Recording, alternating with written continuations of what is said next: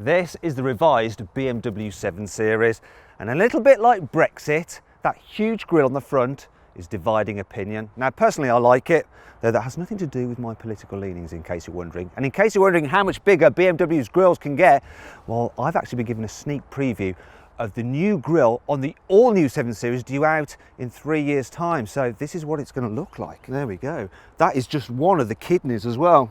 It's going to be fantastic, isn't it? Look at that.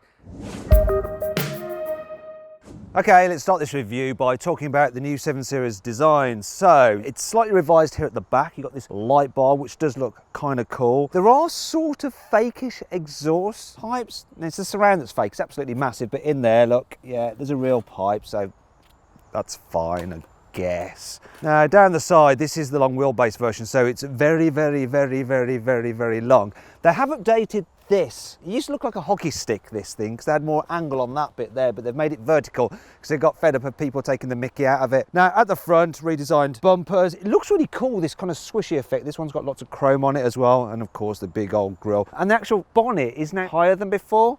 If you're wondering why they've done this grille, it's because the Chinese like big, bold grilles, and every car manufacturer wants to be selling lots of vehicles in China because that is where the money is. The interior of this revised 7 Series is pretty much the same as before, but that's not too bad. It's not the most exciting looking design compared to an S-Class, but it is super, super high quality. I think it's better quality than the Mercedes actually. Everything you touch is absolutely blooming lovely. You can't find any cheap bits of plastic, not anywhere. No!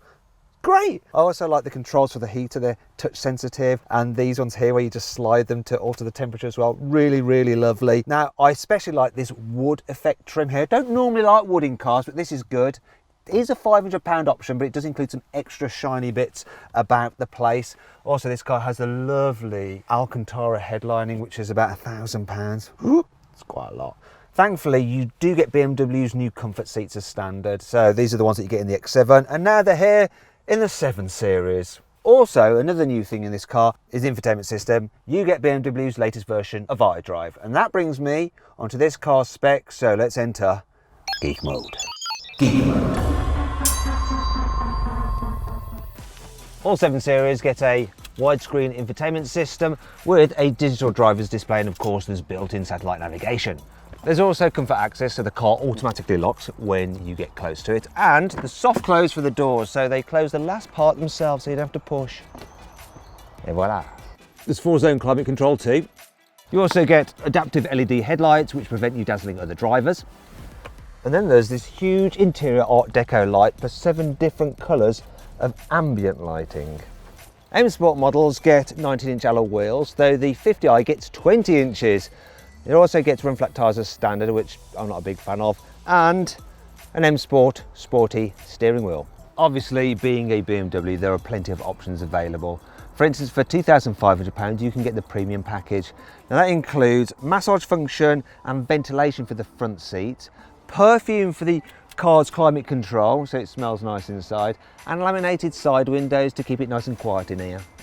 Meanwhile, the technology pack includes a large heads-up display and an auto steer function for the automatic cruise control. So not only will it brake to keep you a safe distance from the car in front and work in stop-start traffic, it will steer to keep you in lane so you can relax more on longer journeys. And that pack will set you back £3.5 grand. Right, that's enough of that, otherwise it's going to be information overload, isn't it? Anyway, we need to continue this review by talking about this car's infotainment system. It's the very latest version of iDrive, which I do like very, very much. So you can control it the old-fashioned way using the swivel wheel, the touchpad, the shortcut buttons there, or you can use it as a normal touchscreen like that, which is good. Then there's the gesture controls, which I actually really like. I thought they were a gimmick at first, but I do use them quite a bit. So do things like that too. Change the volume, and you can skip tracks doing things like that, and you can dismiss phone calls by going bugger off like that. It's kind of cool when you do it. But then there's a new voice command, so to engage it you go, hey BMW, hello, what can I help you with? Take me to W1T4JD. I didn't understand that. I just accepted it. That was really funny. So my phone piped up as well then for some reason. Anyway, so that's really cool. So you can actually input postcodes just by speaking to the car, which just saves time, and you can do some other things as well, such as alter the temperature. It's a pretty decent system, though still it's not as good as like Google Assistant, which just chimes in randomly. So the infotainment system itself is pretty slick. The menus are clearly laid out, and you can customize the home screen as well for the different widgets that you want to see on there. The navigation is quite easy to use, and the mapping is nice and bright, and there's not too much lag on the screen really. Still not as fast as the very latest smartphones. One thing that does bother me about it is that sometimes you know a route better than the car, and it constantly tries to take you back on the route it wants you to go on. And after about 5 minutes of battling with it, it goes, oh yeah, actually you are right, it's going to be quicker going your way, and it's just makes one punch it a little bit. And then there's a digital driver's display. Now I do prefer it than the old analog dials because it can show different things such as the satellite navigation directions between the rev counter and the speedo. It's just a little bit dark. Also, the information it can show isn't as detailed or as customizable as you can get on Audi's A8. Now, in terms of practicality, can't fault this car though. Driving position's lovely. You get an electrically operated steering column, and the seats, lots of adjustment in them as well. The roof's high enough here in the front. In terms of other areas of practicality, you've got some storage under heat. What's this? Look. Why did someone lift that in this car? It's what a load of junk. There's a USB-C input there, which is a bit annoying because most people have the normal USB attachment and then the C to go into their phone, so you have to have the C to C. Anyway, enough of that. There's also decent sized door bins. I like this. This feels nice and expensive, the way you open that up there, and you've got cup holders, and they're not so deep that you get into a problem with the smaller ones where it starts like lifting the lid off the coffee cup. And this car has wireless charging for your mobile phone, which I absolutely love, though there is a normal USB connection there as well if you don't have it. Other areas of storage, so there's room for a small bottle. Sorry. And then there's a decent sized glove box. It's fairly practical here in the front. Here in the back of the 7 Series, as you can see, there is plenty of room, especially in this long wheelbase version. Acres of knee room, you can really stretch out, and headroom's pretty decent as well. Now, what's not so great though is when it comes to carrying 3 in the back at once, because this middle seat is really quite a perch, and the body doesn't seem as wide as a Mercedes S-Class. That car is actually slightly better for carrying 3 in the back at once, but really I am splitting hairs, and there's a decent amount of practicality as well. So you've got decent sized door bins. There's USB inputs there, 12 volt socket. See, even look, this one's got a CD player here and some HDMI input and some more USB-C inputs there. So once again, they're all USB-C, so you're gonna have to buy some new cables. It even has a rear ashtray, which kind of sums up the type of people who will be sat back here. Think over 60, rich, cigar smoking. That's smoking a cigar, by the way. Didn't mean anything else by it. Right, now they will be especially comfy if they upgrade to the rear comfort seat package, which is £6,000. And what that includes are huge TV screens for both rear passengers, and you can control the iDrive system through this if you want to, so it's just the same as the system in the front. And then there's this, you can pull this down, you get some storage under there, and there's also some cup holders down here. That's not the interesting bit though. The interesting bit is that you have reclining, massage, heated and cooled rear seats, which is lovely. The rear comfort seats also include these lovely pillows for your headrests. Oh, they're super comfy. And then there's this little tablet here. Now you can control various functions with this tablet. For instance, I can operate the navigation system. I can move the touchscreen on this to move the map around, which seems absolutely pointless when I can just reach and do it myself. Why don't they just give you full iDrive? They don't though. Still, you can do things like control the massage seats. So I'm going to go for a massage and have the upper body exercise. As with all car seat massages, it's a bit lame. And I can also control the sun protection here as well. So yeah, let's put all the blinds up. There we go, just shut them up, then no one can see in. And I can just sit back and relax. Although I'm going to be slightly bothered by this fat look. You can get through loading, which is handy. You might want it if you want to carry skis or something like that in your car. But for some reason, that is a £100 option. I mean, come on, BMW. This particular car, actually, if I look here, ooh, a really good opportunity for me to show you the airplane style seat back folders.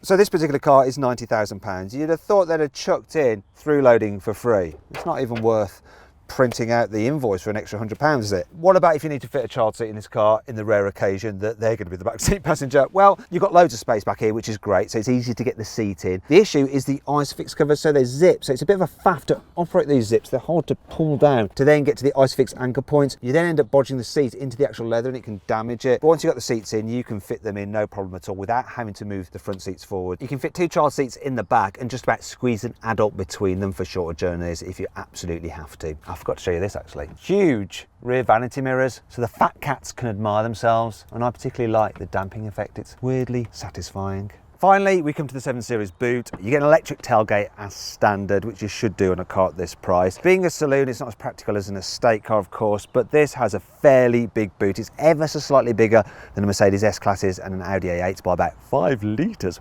Wow. Thing is though, the 7 Series does have the widest opening of the 3, so it's a bit easier to load items in and out, and the load lip isn't too big, and it's metallic to help protect your paintwork. There's not too many features in here, so just a couple of tethering hooks, another one down in here. There's a little storage area for the car's manual there. You don't really need that because all the information is on the infotainment system anyway. There is no underfloor storage though, which is a bit of an arse, but you're probably wondering how much stuff you can fit in this car's boot.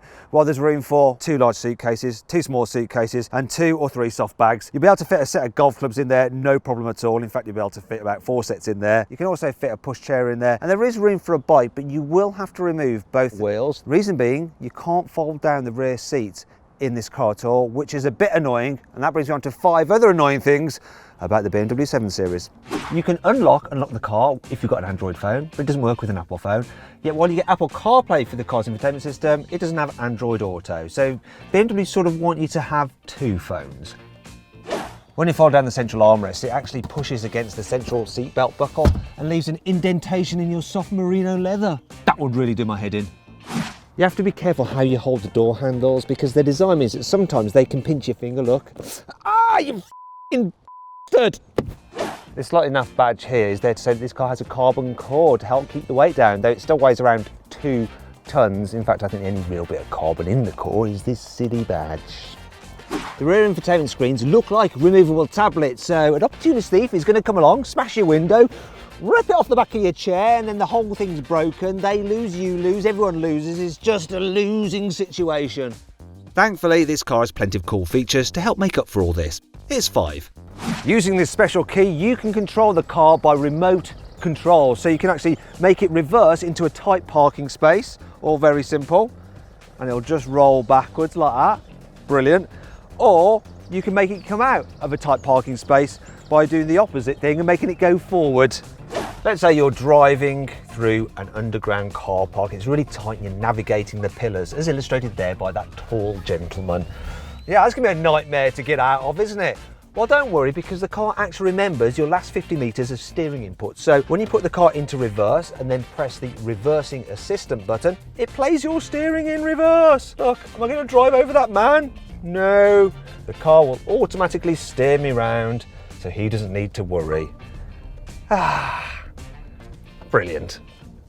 By pressing this button here, you can raise the car up on its standard air suspension, so you've got more ground clearance, which is great for driving over curbs or plebs. You can get the car with laser lights. They have a beam of up to 600 metres and can take out a Death Star. Wow. The 360-degree camera mode actually has a graphic of the car. It's a bit like a computer game, and you can just look all the way around the car. It's quite incredible, and if you want, you can control it with gesture controls as well. Look, swivel, swivel, swivel, swivel, swivel. The BMW 7 Series is available with quite a wide choice of engines, so bear with me while I explain them to you.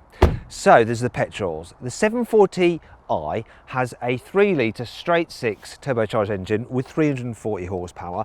Then there's the 745e, which is a hybrid, and it has a 2-litre turbocharged petrol engine with 2 electric motors and 286 horsepower. And then there's the 750i, which has a 4.4-litre V8 with 530 horsepower. Then the 760li, which has a 5-litre V12 with 585 horsepower.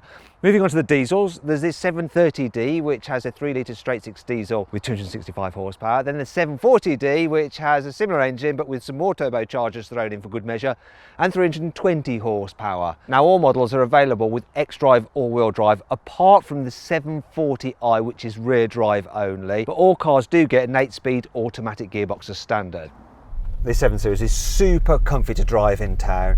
So you get adaptive air suspension as standard, and not only do you have a comfort mode, you have a comfort plus mode where everything gets even more relaxed. It soaks up bumps brilliantly. Maybe the air suspension in an Audi A8 is even better, but I'm splitting hairs. Now, this car has a turning circle rather similar to an Audi A8, so it's rather similar yet again to an oil tanker. This thing's over 5 metres long, so it's not going to be the most manoeuvrable. However, you can fit it with rear wheel steering, which does actually reduce the turning circle by a metre, which is well worth it, and then it makes it far more manageable in town or tight underground car parks. Still, the steering is nice and light, so that's never a problem, and the gearbox is nice and smooth as well. What's it like to park though?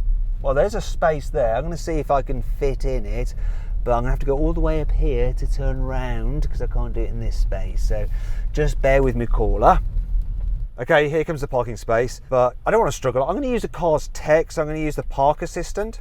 So it's surveying, looking for a space. Is he going to find one? Yeah, it's found one. So I'll just press that button there, and the car should just do everything. I'll just lift off the accelerator and the brakes and the steering, and it just does its thing. You can monitor on the screen.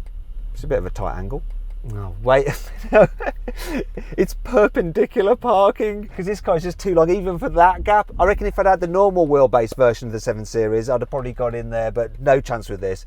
Yeah, if you have the long wheelbase version, you are just going to be looking for a parking space for quite a long time. Also, if you are parking yourself, it's quite annoying that you can't see out the back window when it's raining because there's no window wiper. Also, there's a few blind spots such as the side pillars. That was a bit of a pointless exercise. Let's carry on with the rest of the review.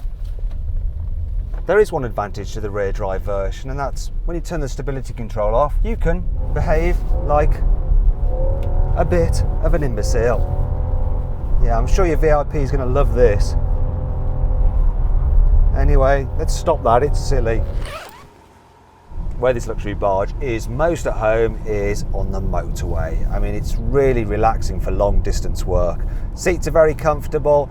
It's super quiet in here, partly because BMW has fitted even more soundproofing to the previous generation of this car. It feels super stable at speed as well, and you can even get it fitted with a special system which uses a camera to read the road ahead, and it will slacken off the suspension if it sees a bump coming, which is great. Then there's the engine. You do not need any more than the 30D diesel in this car. It's absolutely fine. So doing 50, put my foot down, gearbox response instantly, and that's in comfort mode, and there's 70. No fuss whatsoever. Engine and gearbox working together in perfect harmony.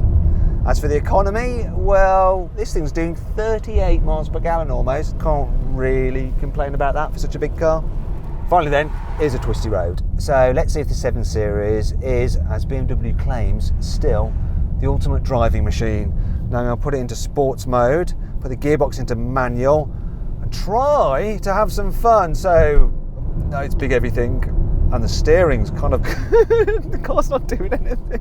Do you know what? I've never bothered changing gears myself on this car, but pointless. Best to just waft around. And you know what, on a day like today when it's wet, I suggest getting the xDrive version because you've got more grip. It just makes the car feel a touch more secure.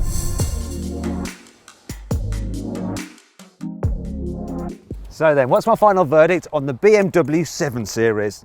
Oh, yeah, thank God for soft close. Should you avoid it? Should you consider it? Should you shortlist it? Or should you just go right ahead and buy it? Well, I reckon you should shortlist the new BMW 7 Series. Yeah, it's a really lovely luxury car, so long as you can get on with its big old nostrils.